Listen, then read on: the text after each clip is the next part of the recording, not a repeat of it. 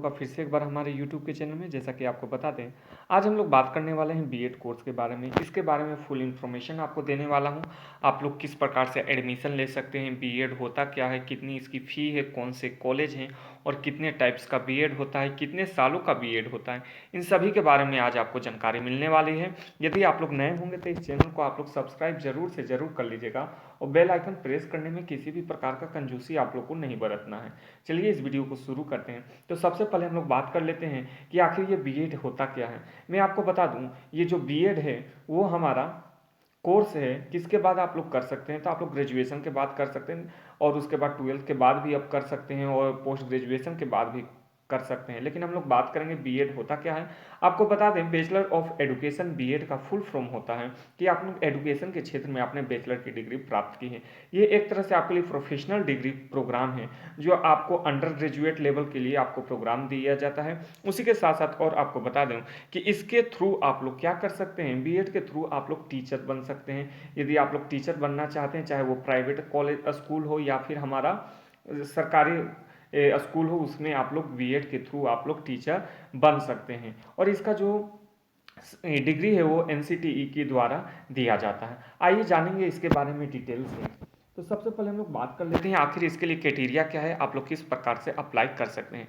यदि क्राइटेरिया की बात करें तो यहाँ पे आप लोग अप्लाई कर सकते हैं। यहाँ पे आप लोग देख रहे हैं, इसको अप्लाई करने के लिए यदि आपने ग्रेजुएशन किया है तो आपके पास 50% मार्क्स होना चाहिए मिनिमम 50% मार्क्स चाहिए, इससे आप एडमिशन ले सकते हैं। वही यदि आपने पोस्ट ग्रेजुएशन किया तो आपके पास 55% मिनिमम रहना चाहिए।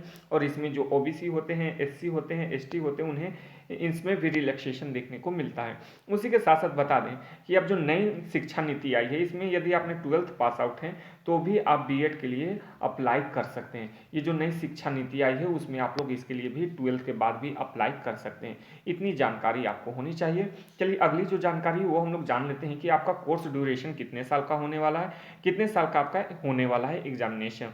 आपने आपका जो प्रोग्राम है, आपका जो डिग्री है वो आपको कितने साल में मिलेगा। यदि हम लोग बात करें 12th के लिए तो आपको 4 साल का समय लगेगा इस डिग्री को प्राप्त करने में। वहीं यदि ग्रेजुएशन की बात करें तो जिन लोगों ने 2 साल में उनको डिग्री प्राप्त हो जाएगी, वहीं पोस्ट ग्रेजुएशन वालों को 1 साल लग सकता है। इतनी बातें आप लोगों ने देख ली। चलिए आगे हम लोग देख लेते हैं कि आगे आपके अब जो टॉपिक है कि आप लोग एडमिशन किस प्रकार से ले सकते हैं। इसके बारे में आपको बता दें कि आप लोग कॉलेज में इसके एडमिशन ले सकते हैं किसके थ्रू, जो टॉप कॉलेज होते हैं, यूनिवर्सिटी होती है, ये सभी अपना इंट्रेंस एग्जामिनेशन कंडक्ट करवाती हैं जिसके थ्रू आप लोग एडमिशन ले सकते हैं। जैसे बिहार की बात करें तो बिहार में आपके लिए बिहार बीएड होता है। यूपी की बात करें तो आपके लिए यूपी बीएड होता है। झारखंड में भी फिर आपको झारखंड का बीएड देखने को मिलता है, झारखंड बीएड एग्जामिनेशन होता है। यानी हर एक स्टेट आपका एग्जामिनेशन कंडक्ट करवाता है। या सेंट्रल यूनिवर्सिटी हो गई, जैसे कि बीएचयू हो गया, डीयू हो गया यानी दिल्ली यूनिवर्सिटी हो गई, ये सब भी आपके लिए बीएड के जो कोर्स हैं वो प्रोवाइड आपको करते हैं। उसी के अलावा जो इंस्टीट्यूट हो गए, जो प्राइवेट इंस्टीट्यूट हैं, वो भी आपको एग्जामिनेशन कंडक्ट करवाते हैं आपके एडमिशन के लिए, बीएड में एडमिशन के लिए। इतनी बातें आप लोग को समझ में आ गई होगी। तो चलिए आगे हम लोग देख लेते हैं टाइप्स ऑफ बीएड कितने प्रकार के होते हैं। यदि टाइप्स ऑफ बीएड की बात करें तो यहाँ आपके 2 प्रकार के बीएड होते हैं। पहला आपका फुल टाइम बीएड होता है, दूसरा आपका डिस्टेंस बीएड होता है। फुल टाइम बीएड की बात करें तो फुल टाइम बीएड की यदि हम लोग बात करते हैं तो फुल टाइम बीएड में आप लोग को क्या करना पड़ेगा। मान लीजिए कि आपने स्टेट का या फिर कोई सेंट्रल यूनिवर्सिटी का आपने निकाला एग्जामिनेशन के थ्रू आपने एडमिशन लिया, चाहे वो प्राइवेट कॉलेज हो या फिर हमारा गवर्नमेंट कॉलेज हो, तो आपको 2 साल का मिनिमम, हम लोग ग्रेजुएशन को लेकर चल रहे हैं तो 2 साल के लिए आपको क्लासेस जाना पड़ेगा। ठीक है, इतनी बातें आप लोग को समझ में आ गई। इसके अलावा एक्स्ट्रा चीज़ें और बताने वाला हूँ गवर्नमेंट और प्राइवेट स्कूल्स के बारे में, कॉलेजेस के बारे में। तो फुल टाइम के लिए आपको कॉलेज जाना पड़ेगा। वहीं डिस्टेंस की बात करें, यदि डिस्टेंस की बात करते हैं, यहाँ डिस्टेंस बीएड की बात करें तो यहाँ किसी भी प्रकार से आपको स्कूल या कॉलेज कहीं भी नहीं जाना है। आप लोग घर से ही तैयारी कर सकते हैं और जब भी इसका एग्जामिनेशन होगा आपको नोटिफिकेशन मिलेगा और आप लोग उसके लिए जाके एग्जाम दे सकते हैं जहाँ भी आपको सेंटर मिलेगा।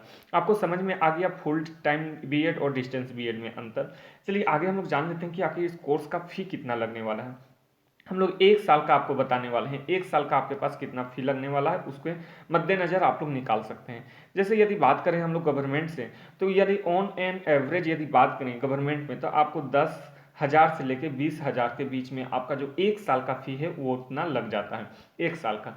वहीं बात करें प्राइवेट कॉलेज से, तो आपको 50,000 से लेके 1 लाख के बीच आपका एक साल का फर्स्ट ईयर का आपको लगता है, ये आपका फीस लग जाता है। इतनी बातें आप लोग को समझ में आ गई होगी। चलिए आगे हम लोग बात कर लेते हैं कि प्राइवेट और सरकारी में क्या अंतर है। जैसे प्राइवेट में बात करें, तो प्राइवेट में जब आप एडमिशन ले लेते हैं तो आपको वहाँ प्राइवेट में जो कॉलेज है उससे बात यदि आप लोग करेंगे तो आपको स्कूल भी जाने की ज़रूरत नहीं है। आपको जब भी एग्जामिनेशन होगा आपके अटेंडेंस बनते रहेंगे और आपको एग्जामिनेशन में भी बुला लिया जाएगा।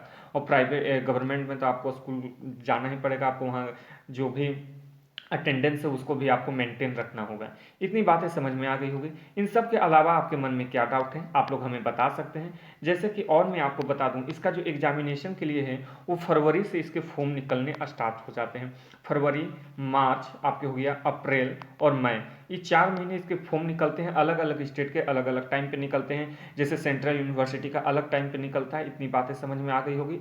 और इसका जो एग्जामिनेशन है वो मैं आपको बता दूं मई से स्टार्ट हो जाता है। ठीक है, जिनका भी मान लीजिए फरवरी में निकला उनका मई से स्टार्ट हो जाता है। मई जून जुलाई इनका जो एडमिशन एग्जामिनेशन है वो स्टार्ट हो जाता है।